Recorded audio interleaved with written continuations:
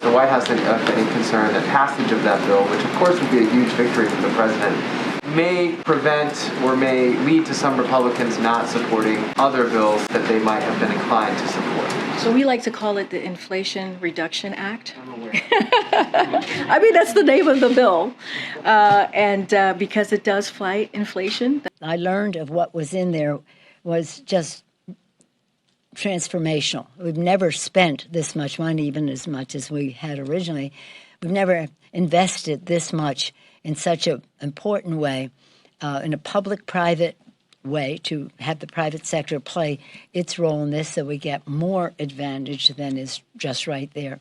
Why, when you say that we're not in a recession, whatever hope you get from that, and Americans hear that and remember some of the stuff that I'm talking about, they think you're just out of touch, Gene, that you almost make it sound like you let them eat cake. I mean, the cake's double the price. Except I didn't. Except we aren't, and I didn't. I started this by saying every family is the greatest expert of their situation, that people feel squeezed or even a gut punch. No, they feel it's a recession, Gene. They feel it's a recession. You're going to let when they go to the gas pump, they do feel that. That makes them unhappy, and I don't know what words they want to use to describe it, but we understand people feel the gut punch of Gene, higher just acknowledge prices. Their pain. If you don't want to call recession, fine, but acknowledge their pain. Inflation Reduction Act, there's a projection out from the Penn-Wharton budget model today that found low confidence that the legislation will have any impact on inflation, and even projected a small inflation increase in the first 2 years. I know this is just one model, but it actually is one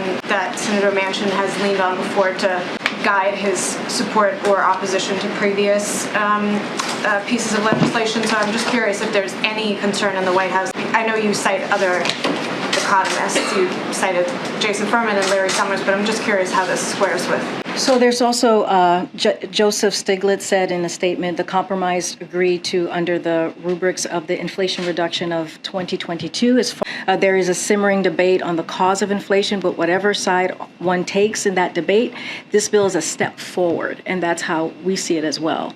And so you would assume it's more likely than not we're going to have a recession if we're not already there. I think the odds are very high, perhaps over 3/4. But it's been 2 quarters in a row of negative GDP growth. I mean, that is an ugly fact. And traditionally, that has been the colloquial way a recession has been defined: 2 successive quarters of negative GDP growth. Yeah, I agree that for many people, even though it's not the accurate definition, that has been a colloquial definition. But when can Americans feel or see, when can Americans expect that transition to be over?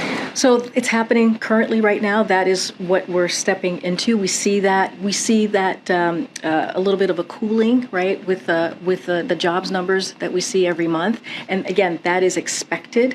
And so we'll continue to see that. Secretary Yellen explained this very well, much better than I am, because she is an economic expert and a very trusted voice on this. One of the things that she said that I think is important, a variety of risks ahead. Like, given how difficult it is to get all 50 Democrats onto anything these days, and how difficult it is to get bipartisan support for anything these days, when it comes to legislation to tackle inflation, and given that this bill doesn't address rising home costs and rent and food and gas and those kinds of things, does the president think that this is kind of it? This is what he can get legislatively from this Congress when it comes to tackling inflation? You're talking about just in general, or you're talking about? Yeah, I mean, given that this is called the Inflation Reduction Act, and there are still lots of elements of inflation that are not tackled by this bill, and how, tenuous support is for it, given that not all Democrats have signed on. So, does he think that the legislation, that's kind of it in terms of what this Congress can do? To your point, it is the only legislation out there in Congress that's going to fight inflation. So we need to move forward to get this done. And so that is the message that we are going to put forth. This is our chance to really start to lower inflation. How does the president see his role in getting this over the finish line? Well, look, this is, as I said moments ago, we see this as a down payment from what he's been talking about in 2019. The president has been very vocal about how he sees dealing with inflation, right?